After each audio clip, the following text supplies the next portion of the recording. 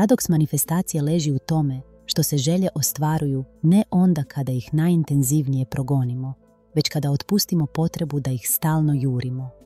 Ova pojava često iznenađuje, jer nas društvo uči da je upornost ključ uspjeha. Ipak, istinska moć manifestacije dolazi kroz sposobnost prepuštanja i povjerenja u proces. Kada otpustimo vezanost za ishod, otvaramo prostor da nam željeno prirodno dođe.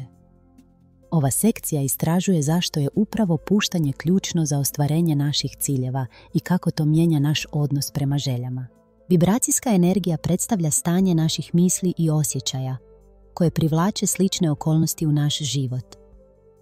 Kada se usredotočimo na osjećaj manjka, poput brige ili straha da nešto nemamo, zapravo šaljemo poruku univerzumu da nam toga i dalje nedostaje. Takav način razmišljanja često privlači još više situacija koje potvrđuju taj osjećaj oskudice.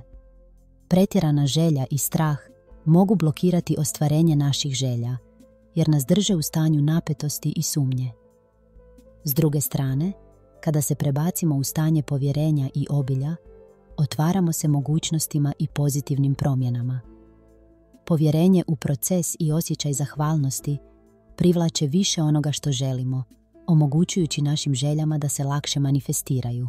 Oslobađanje od vezanosti, napetosti i potrebe za kontrolom često je prvi korak prema unutarnjem miru.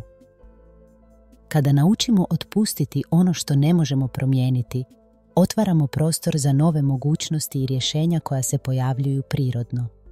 Primjerice, mnogi su doživjeli da tek kada su prestali forsirati određeni ishod, neočekivane prilike su im same došle. Povjerenje u proces života i prihvaćanje neizvjesnosti omogućava nam da se opustimo i otvorimo prema pozitivnim promjenama. Ova praksa zahtijeva svjesnost i strpljenje, ali donosi duboko olakšanje i osjećaj slobode.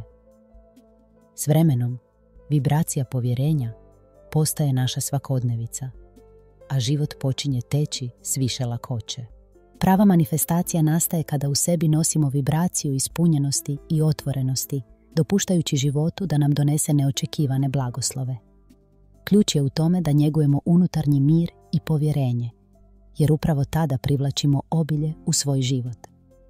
Kada smo usklađeni sa svojim osjećajem zadovoljstva i vjerujemo u proces, otvaramo vrata novim mogućnostima.